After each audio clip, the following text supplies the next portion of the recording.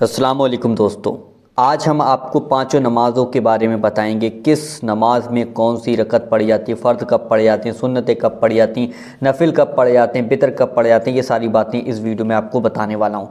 जब हम मस्जिद में जाते हैं तो जिसको नहीं पता होता है तो वो दूसरा वाला जो भाई पढ़ता होता है नमाज़, तो उसकी नमाज़ को देख देख के हम पढ़ते रहते हैं।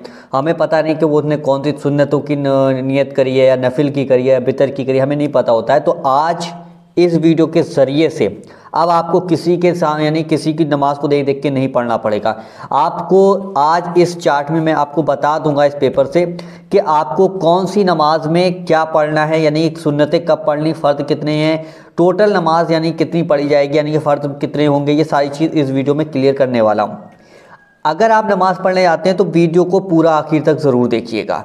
और अगर आप चाहते हैं कि दूसरे भाई बहन भी ये समझ जाए, वो दूसरे भाई बहन भी यानी कि दूसरों की नमाज़ को देख देख के ना पढ़ सके, अपनी खुद पढ़ लें, उन्हें अपनी नियत बांधें, अपनी नमाज़ को खुद मुकम्मल करें पूरा, तो आप समझिएगा क्या किस तरीके से करना है। देखिए, सबसे पहले हम आ जाते हैं फ़जर, यानी कि फ़जर की जो नमाज़ है। सबसे पहले हमें फ़जर की नमाज़ में 2 सुन्नतें पढ़नी होती हैं, 2 सुन्नतों की नियत बांधनी होती है। उसके बाद फिर हमें 2 जो है वो फ़र्ज़ पढ़ने होते हैं। ठीक है, 2 सुन्नतें 2 फ़र्ज़, तो ये टोटल हो गया हमारा 4। ठीक है, हम 4 यानी कि फ़र्ज़ यानी सुबह की नमाज़ में पढ़ते हैं, फ़जर की नमाज़ में। ठीक है, अब हम आ जाते हैं ज़ोहर की नमाज़।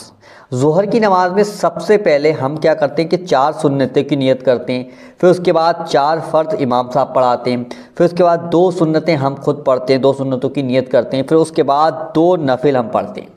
अब टोटल हमारी हो जाती है 12। तो ये चीज़ ध्यान रखना कि आप जब दोपहर की नमाज़ पढ़ने जा रहे हैं, यानी कि ज़ोहर की नमाज़ पढ़ने जा रहे हैं, तो आप 12 आपको यानी कि रखते पढ़नी होती है, यानी कि 4 सुन्नतें पढ़ती होती हैं, 4 फ़र्ज़ होते हैं, 2 सुन्नतें होती हैं, 2 नफिल, तो टोटल हमारी 12 हो जाती हैं।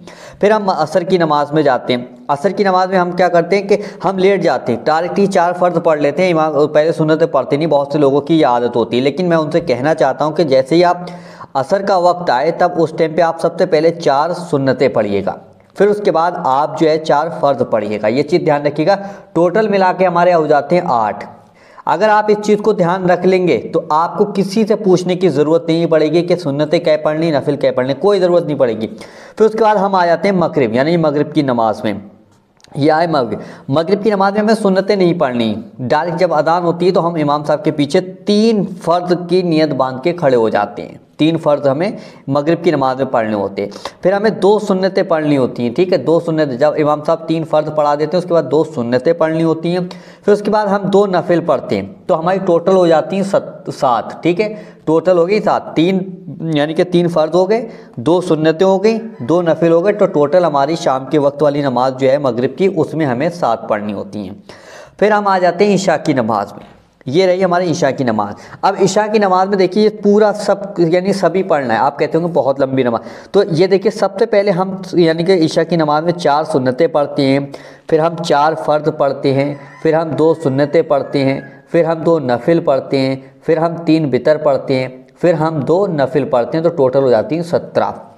ठीक है, तो आप ये ध्यान रखिएगा, ईशा की नमाज़ में सबसे पहले 4 बार यानी कि ये सुन्नतें पढ़नी, फ़र्ज़ पढ़ने हैं 4 बार, फिर 2 सुन्नतें पढ़नी हैं, फिर 2 नफिल पढ़ने हैं, 3 बितर पढ़ने हैं, 2 नफिल पढ़ने हैं, तो टोटल हमारी 17 हो गई।